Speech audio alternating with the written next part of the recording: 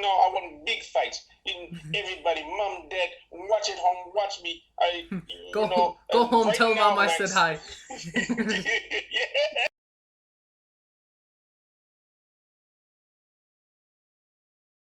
All right, ladies and gentlemen, here we go again.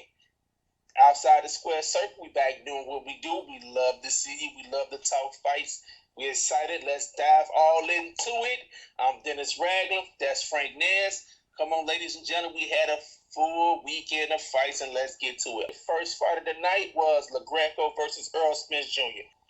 I don't have much to say except Earl Spence Jr. He has the goods. This guy's good. He's strong. He can crack. His body punching is phenomenal. That's something he can. I see he breaks the fighter down when he goes to the body, and that opens him up for headshots, and eventually he gets him out of there.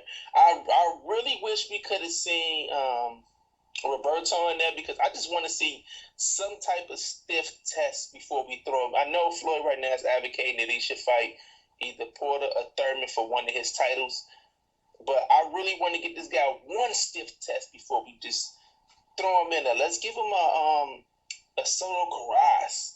Let's give him a Robert Guerrero before we can just throw him right in because I feel like guys like Thurman and Porter, they've earned a big name, big money fight.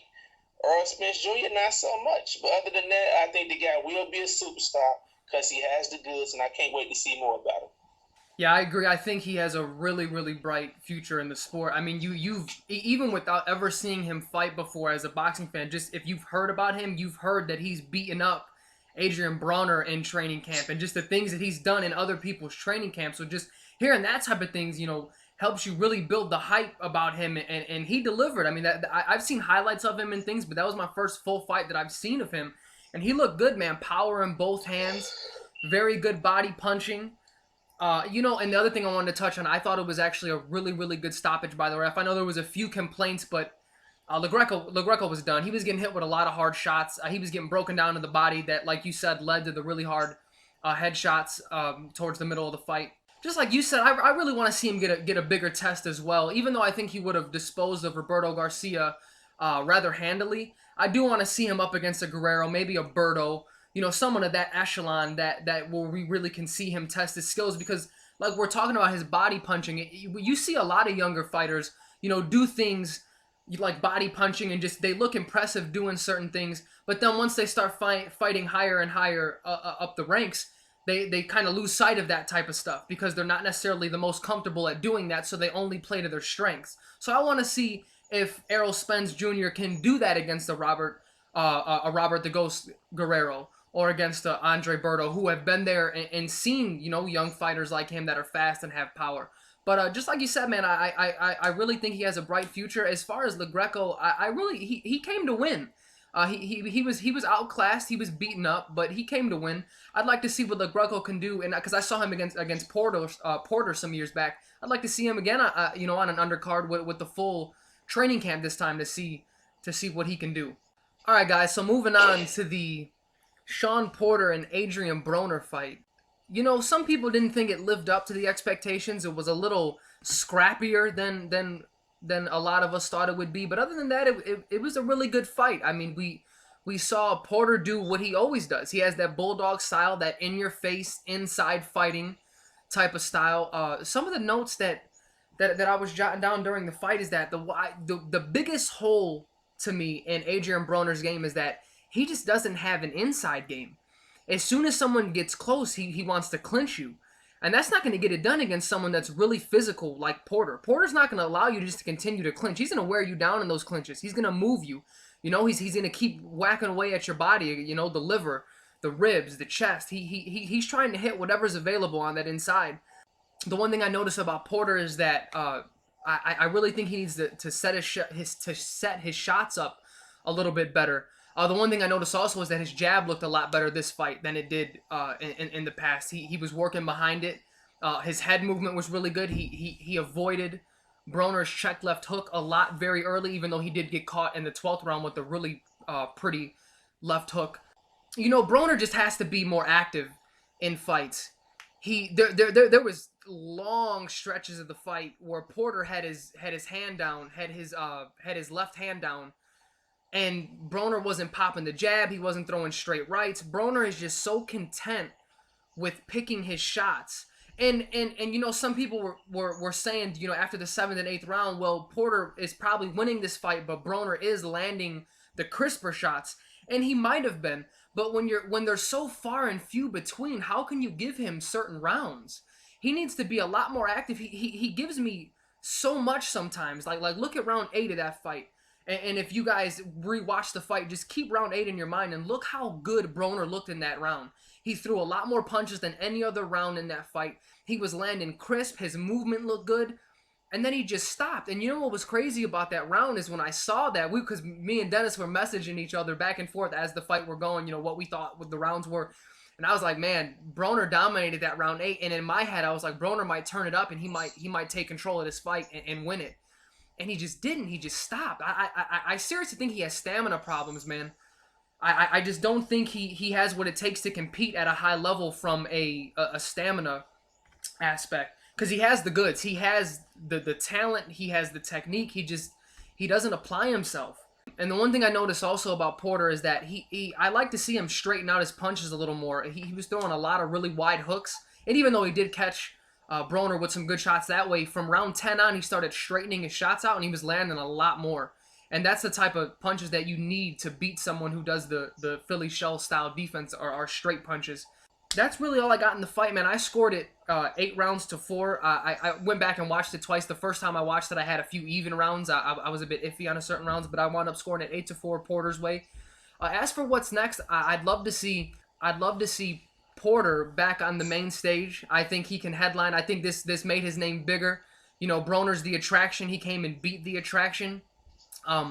Whatever big names, I wouldn't mind a Kell Brook too fight. Maybe he can show some adjustments into that and maybe get him. I'd love to see him fight Bradley. I mean, the welterweight division is so stacked right now that there are so many fighters that I can name that I'd like to see. They just need to start fighting each other already because they're all contenders waiting on Floyd and Manny. You know what I mean? But as far as Broner, here's where I'm going to get just a bit in depth on him. He needs to go back to the drawing board, like just square one. Not just, I need to do one certain thing. He needs to blow it all up. He needs to focus on boxing because he has so much skill. He needs to get a new trainer. He needs to get maybe a nutritionist. He needs to get a strength and conditioning coach. He needs to become more of a student of the game. He's so worried about his appearance in the ring. He wants to look pretty in the ring and things. And when you're only throwing 10, 15 punches around, it's not going to get it done at this level. He doesn't hit hard enough like he did at 135, where landing 5 or 6 heavy shots on someone is going to keep them at bay. We saw it with Maidana, and now we saw it with Porter. It just won't happen at 140 plus. This fight was at 144. It's just not going to happen. So I really hope I really hope Broner can get with maybe Floyd Sr. or maybe Virgil Hunter, someone that's not going to take any crap from him, because it's obvious that everyone in his camp are yes men at this point. Like you pointed out, he's gotten a lot of these people rich. He's gotten a lot of them money, so I don't think they feel comfortable telling him what he should and should not do. But he's going to have to be built up once again, like he was after his Maidana fight. I think this time even longer. He can't fight above 140. He has to stay at 140. He has to make his weight discipline. He has to be disciplined in training. He has to not, be eating good burger like Floyd Mayweather does at 5 a.m. It's clear that he doesn't have the genetics to do that, because he came in weighing at 157 today or yesterday, I'm sorry, and it's obvious he's just not very disciplined in much that he does. And with all the talent that he has, it's a shame. As for what's next for him, he needs to just fight a bunch of cans for a little while, gain his confidence back, and get back in with someone eventually. What'd you think, Dennis? It was an ugly fight to watch. It was. I don't know if anybody can necessarily just look brilliant against a guy like Porter, because the way he fights, he make it so gritty. You're not gonna just go in there and win and look pretty against him. I don't see that happening. Broner did a lot of holding. His holding, actually, when he didn't hold, he would try to use his hand to push off. He reminded me of Khan a little bit. How Amir Khan, when you get in with him, Khan just either does the holding or pushing off. But Virgil Hunter has done a little bit to change that in certain instances with Khan. with Broner, I really feel like, man, if he just let his hands go. Yep. Because that's one thing that hurt him. His inactivity in between rounds, where he'll counter punch a guy, or he'll throw a few good ones, and then he'll just stop. Like, I don't understand that. If you want to win, you got to win. You know what I mean? I honestly feel like he's trying to, like, he takes try to take the Floyd style, or Floyd don't throw a lot of punches. Floyd is just a sniper. But the thing with this, Floyd defense is so, the way it's set up, he rarely takes clean shots. He moves a lot, so he's able to get away with throwing a few punches and just be a sniper and pop shot you to death. Broner's not that same type of fighter. He has to fight differently. He has to tear up the mentality, I'm the next best thing to Floyd. He has to tear that up. You're Adrian Broner. You need to fight how Adrian Broner fights, in a new way, a new style. He needs to be more active. He needs to throw more punches. He needs to have punches and bunches coming. And like I said, one thing you said that I love, I think he needs a strength and conditioning coach. Yeah. I would think, if maybe not Alex Reed, I think what I'm saying with Heredia, what he's doing with fighters, he's turning them around. Everybody he's worked with, they winning. He's made Badu Jack a champion. You know what I mean? Yeah. Like he needs somebody where he can be able to come there, and if he can throw 80 punches around, he needs to have the stamina to do so. Because could you imagine Adrian Broner that comes in there and throws just as many punches as a Paul Williams once was? Could you imagine an Adrian Broner that constantly uses movement, constantly throws punches, and he's able to, as you see he's able to drop Porter. Imagine if he fought like that all the time. Right. That kid would be very hard to beat. He needed to get refocused. He needed, and with this trainer, like I said, I pointed it out. I'm nothing against Mike Stafford, because, like I said, it's a loyalty factor. Even with Broner, I know Broner don't want to feel like now he made the big time, he want to abandon him. It's not about that. You don't got to throw a guy away or get rid of him. He can just work with you on certain things. You can still keep him in your camp. Right. But your head coach, you need somebody who's dealt with fighters that have been high quality, high profile, and been able to maintain them, train them, and not only keep them, but take them higher at the big levels. Yeah. You know what I mean? Like, if he wants to stay in Floyd's gym, working with Floyd Senior can only help from a defensive aspect. He won't get hit as many times. Like I said, I would even like Nassim Richards, because that guy, like, he's a no nonsense guy. He needs somebody that's. We're not gonna play them games. You know what I mean? You're gonna do things this way. You're gonna work on these things, and then you know what I mean. You're gonna go in the ring. You're gonna execute it like a professional. That's what he needs. Yeah. Because this guy, Broner, has way too much potential to continue dropping and losing fights. You know what I mean? Mm-hmm. That's just how I feel about it. But Porter, well done, from Porter. He did what he said he was going to do. He was going to be aggressive. He was on him like a cheap suit. You know what I mean? He tried to hit him often. Only thing he was a little wild. Listen, we know that with Porter, he can get a little wild sometimes, which led him to get countered at times. Other than that, I would like Porter to not smother his punches. Right. He needs to back up, because a lot of times he don't get a chance to hit people cleanly, because he's so close on you, he doesn't get a chance to hit you cleanly. Right. He needs to be able to back up and give himself room and space to execute. He's got to control the distance better. Other than that, right, absolutely. Other than that, it seemed like Porter got a little bit tired too. And I don't know if because he was so aggressive, he was so active and so aggressive that it made him tired. And when you're being wild, throwing punches and missing them tires you out fast. Yeah. So he needs to be aware of that. You know what I mean? Especially when we start fighting bigger fighters. If he can get a Floyd fight, if he can get a Thurman fight, you need to not waste those punches, because those are guys you don't not, especially against a Thurman, you don't want to run out of energy against him, because you'll get KO'd. Right. You know what I mean? So you want to be a little bit more conservative with your punches and your energy from that circumstance. But you know what? I would like to go on to see Porter get another title shot. If he can't get Floyd, the two people. Everybody's talking about Thurman, but you know what I want to see? It would be such a great match. It would be ugly, but it would be ugly, scrappy. Porter versus Maidana, that would just be. Yeah, that would. That'd be a really good fight. There's two guys that's not backing down. Yep. They're gonna come forward. They're both awkward, and it's gonna be just, you know what I mean, a pure slugfest. So yeah. That's actually a number one match for me. Everybody else maybe will see him in Thurman, but I want to see him in Maidana. I agree. Just because I know style make fights and I know how that would turn out. Absolutely. Just before we move on, the one thing I want to note with Broner is that I know we keep, and it's just natural for us to say he needs a new trainer, that he needs, someone who's not going to take anything, just take no shit from him. But at the same time, Broner's got to grow up too. Broner's got to realize that this isn't a game, that he needs to want this more, is what I'm really just trying to say. So no matter what... Fights are getting harder for him. They only need to get harder at this level. Right, you're right, exactly. At this level, fights are only going to get harder. So you can get Jesus himself to come train him, but if Broner doesn't want it, he's not going to get it. He can only go as far as he wants to go. So I really hope he grows up and realizes that this isn't a game anymore. This isn't you fighting guys who you outweigh by 20 pounds now, You're not fighting Gavin anymore, you know what I mean? Exactly. It's the Gavins of the world. Exactly.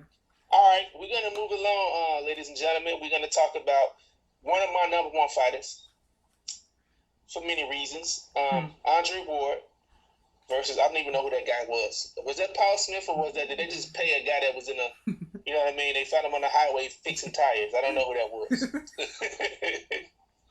Andre Ward versus Paul Smith. I'm going to start talking about that. Well, a guy told me that I talked to today that if you saw the first two rounds of the Ward fight, then you seen how the rest of the fight was going to go. Yeah.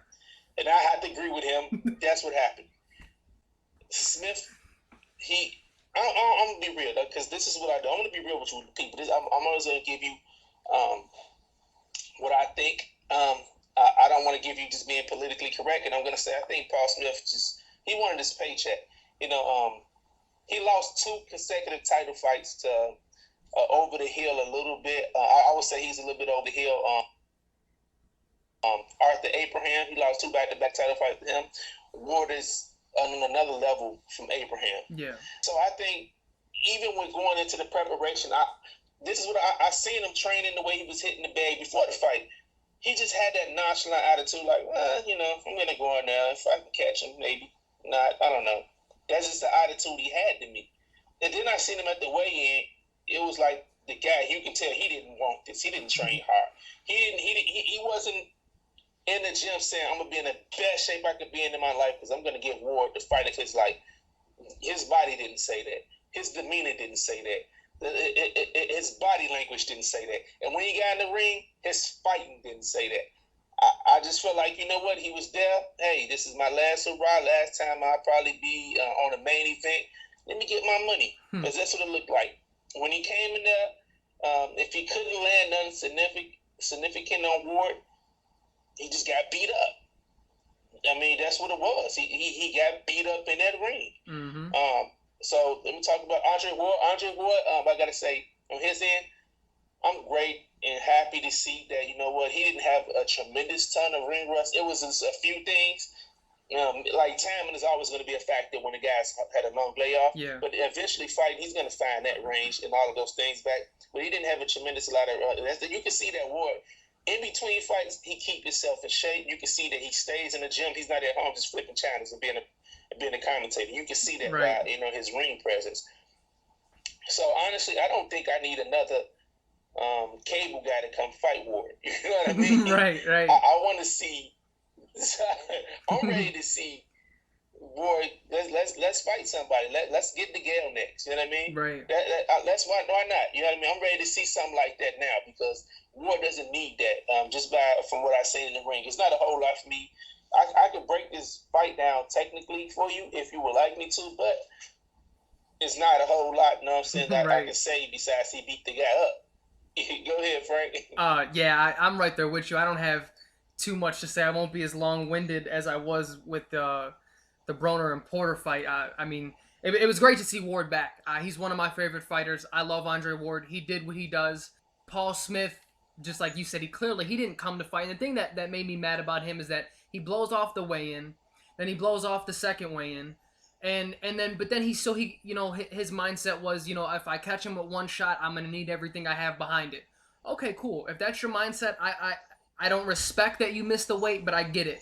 But then the fact that you aren't even fighting, he was literally a punching bag. We could have seen Andre Ward shadow box and we would have saw the same thing. I mean, you're talking about Smith landed 14 punches through like 5 or 6 rounds. That's embarrassing. He didn't even put up an effort. You know what I mean? It was like, why are you even in the ring? And just like you said, he was there for a paycheck. But the funny thing is he got fined twice for not making the weight. So it was like, you're taking your paycheck away from you. Like, well, what the hell are you doing? If you're there for a paycheck, at least make the weight. If you're not going to try in the fight, at least make the weight, man. But, yeah, just like you said, Ward didn't show too much ring rust. His timing was a bit off, but, I mean, he keeps himself in shape, like you said. He's training year-round. He's one of those athletes. He's dedicated to the sport, unlike Adrian Broner. But just like you said, man, we don't need another Can or another Cable guy to come in and fight him again. He's ready. I would like a DeGale fight. I would like maybe if he stays at 175 or moves up the extra 3 pounds from the catch weight, maybe a Fonfara fight. Maybe a better Biev fight to get him prepared for a Kovalev fight, because that's the ultimate goal for me for Andre Ward, is that if he moves up to 175, I want him to get in the ring with Kovalev by next year. So I think he's on pace for that. But like you said, he's ready. He's the number 2 boxer on the planet after Floyd. He proved it yet again. Hopefully he can stay more active, and hopefully he can get himself a bigger fight than Paul Smith. All right, guys, moving on to the David Lemieux versus Hassan-N'Dam fight. Now, first of all, the question that I pose to all of you guys who listen, please comment and tell me what N'Dam is made of, because he's not a human being. The man got hit with so many shots and just kept getting back up and kept getting. The kitchen sink against him, man. You got to bring a baseball bat in the ring to get him out of there, man. The dude, right, WWE style, man. I mean, you're talking. The dude has heart. I mean, he won me over watching that fight yesterday. He might not be the best of fighters, but you can't question his heart, and you can't question how bad he wants it. Because that's when he got knocked down in that second round. You know, it's funny. I didn't get to watch it live. I got spoiled. I got a notification on my phone. I forgot to turn it off, and it said, "Oh, David Lemieux wins." I was like, "Damn!" But even knowing that that David Lemieux won on the cards, when I was watching the replay of the fight in round 2, I was like, "There's no way he can get up from this." They lied to me. He got knocked out in the second round. That left hook, the way he fell, he folded like a lawn chair. And I was like, this is over. It's done. I thought it was over. You're right. I mean, anyone with that was crazy. Anyone who gets hit by that shot outside of N'Dam is out. Yeah, he's out. But the one thing I noticed is that Lemieux has gotten a lot better since the last time I saw him. In his last few fights, his head movement has gotten better. He's starting to work a little bit more calculated. He works behind his jab a little more. And N'Dam is a really good fighter. His in and out movement, his long rangy jab. He got hit a little bit too much against Lemieux, but it's hard not to get hit. Lemieux's a pretty accurate puncher, and he's a very strong puncher. So when he gets you, he's gonna hurt you. Other than that, I scored at 7-5 outside of the knockdowns for Lemieux. So the knockdowns is what really made the difference in this fight, and even the official scores had it that way. They had it, I believe, 114, 108, 2 of them. So you're talking about, you take away those knockdowns, you're talking about a draw. So I mean, N'Dam held his own outside of being knocked down. Lemieux showed that he has great power. As for what's next for Lemieux, in previous podcasts, I said that I would love to see either Erislandy Lara fight Gennady Golovkin or the winner of this fight Gennady Golovkin, but I've changed my mind. I'm taking Lara out of the mix because as a boxing fan, you don't not want to see Gennady Golovkin versus David Lemieux. So that has to happen next. Gennady Golovkin tweeted Golden Boy and David Lemieux and said, "Guys, let's make the fight right now. Not later, not in the future, but let's make it now." Now, Max, big fight now. Big fight now, Max. I'm ready now. He's ready, and you know what? That's a great step up fight, really, for the both of them. I think they both obviously have the power to stop each other at any moment. That's going to bring the friction to the fight. I mean, you're going to be at the edge of your seat the whole time. Here's the thing, guys. I don't think the fight's lasting past 5. no matter who wins it. Even though I do think Gennady will win the fight, I think he's more technically skilled. But Lemieux, if he catches him one of those left hooks, man, I don't know if Gennady can. I don't know if anyone can, not just Gennady. That's the thing. I'm not saying Gennady has a weak chin. Anyone who gets touched by David Lemieux might go down and might not wake up.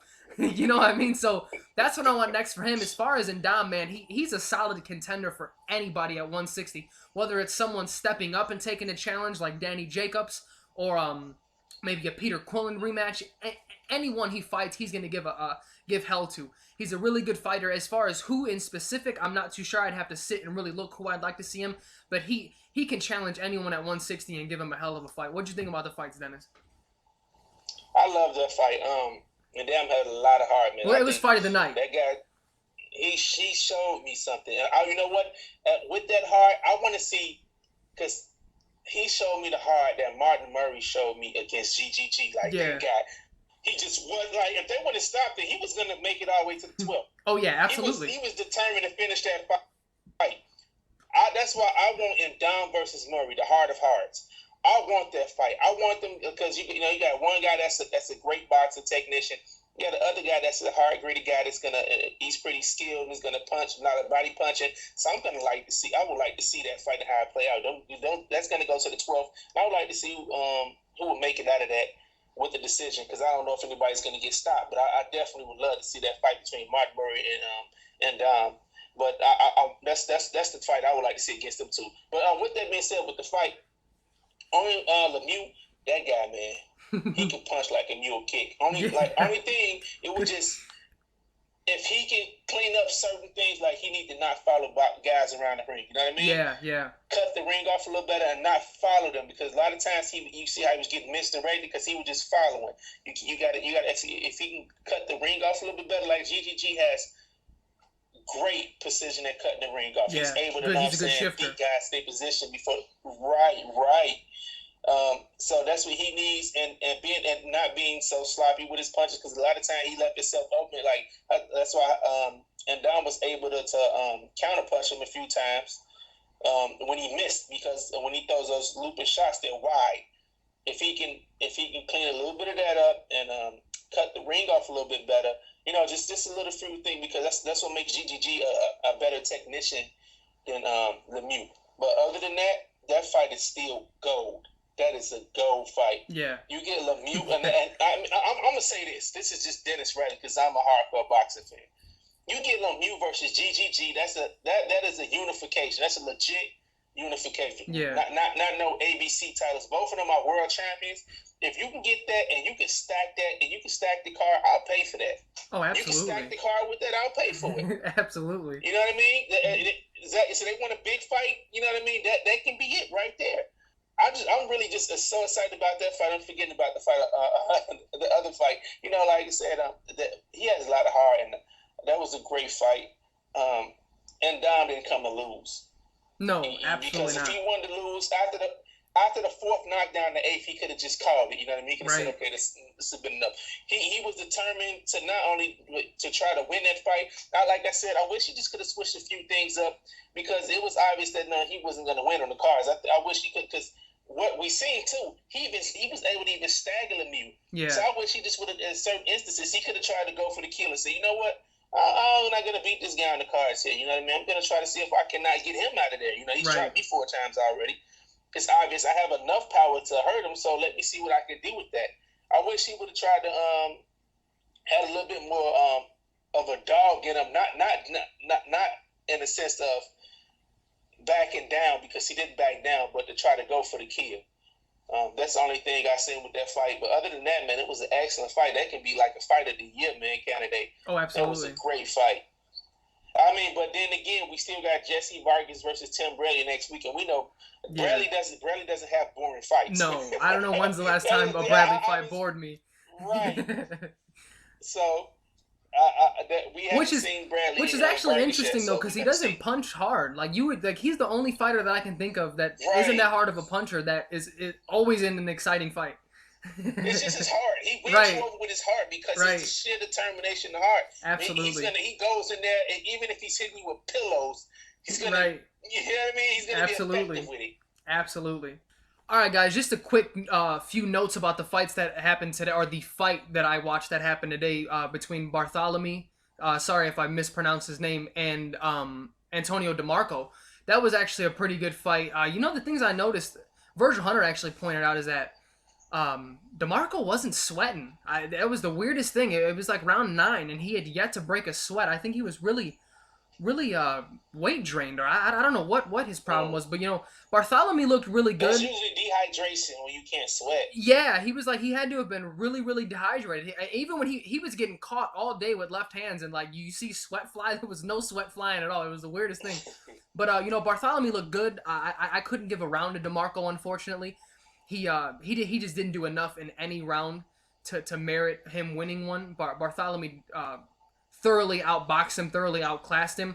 I think Barthelemy has a really bright future in the sport. He doesn't fight like the other Cubans that we are accustomed to in this era with the Laras and with the Rigondeaus, where he knows how to lead a little bit more than them, and he doesn't go for the kill kind of like they do, but he has decent power. I think he should stay at 140, though. I know he just moved up 2 weight classes, but he didn't really hurt DeMarco with too much that he threw, and he hit him with a lot of punches.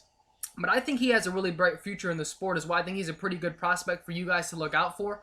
As far as what's next for him, there's a few good fights at 140. He actually said he wants to fight Adrian Broner. If Broner's going to actually stay at 140, I would be interested in that maybe down the road, because I don't think Broner's going to fight anyone with the pulse anytime soon. But yeah, I just had a few notes about that fight, guys. I hope you guys checked it out. I hope you guys enjoyed it and supported the fights that are on national TV, no matter if they're on Tuesday, Wednesday, Sunday. If you guys are at home and doing nothing when these fights are on, man, just turn it on, watch it, support it, because the more that we support it and the more that the ratings spike up, the better fights that we're going to get on primetime, and we don't have to, pay pay-per-view for them. All right, thank you. That was another edition of Outside the Square Circle. Yes. We love to do these. Hey, guys, I feel like every episode we want to bring you different genre things. We want to bring you new and exciting episodes, new topics. By the way, we have something coming up that's going to be called Outside the Dialogue. Where we just talk about different topics that you want to hear about, from who's the next superstar, how you feel about catch weights, all of those things of those natures. Let us know. What do you want us to talk about next? How do you want us to do it? You want us to do pre-fight predictions? Tell us. You want us to have fighters do predictions? Let us know. We're going to do everything in our power to make sure that this is enjoyable. We bringing you the experience that you want to see. Just let us know. Please get in the comments. You can even message us personally. Whatever you want to do, you can see message us on Facebook. Dennis Rag on Frank Nares. We easily accessible. We humble, down to earth guys. We're just here to try to bring you the best boxing we can bring you, and we will not stop. We're here to stay. We're going to continue to grow and get bigger and expand our fan base. So please, when you watch this video, share. Hit the like. Definitely like us on Facebook. Outside the Square Circle. Watch out. You already watching our podcast. Watch all of the rest of the podcast. Go watch every last one. We're exciting to see. I'm not just saying it because it's us. But hey guys, continue watching us. We love you. Thank everybody for watching this. Frank, you got anything you want to say? Hey man, just like you said, like us, subscribe to us. Let us know what you think. What do you want us to do? We're going to start coming up, because we are a podcast at the end of the day, so we're going to start coming with different topics where it's not just end of the fight reactions and interviews. So we're going to have, so we want ideas for topics that what you guys want us to touch on, man. Just let us know. All right. God bless everybody. Have a great one.